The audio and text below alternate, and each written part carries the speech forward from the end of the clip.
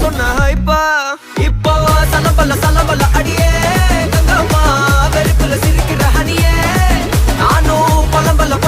இனிமே நோபங்காமா களத்துல கலிக்கிற தனியே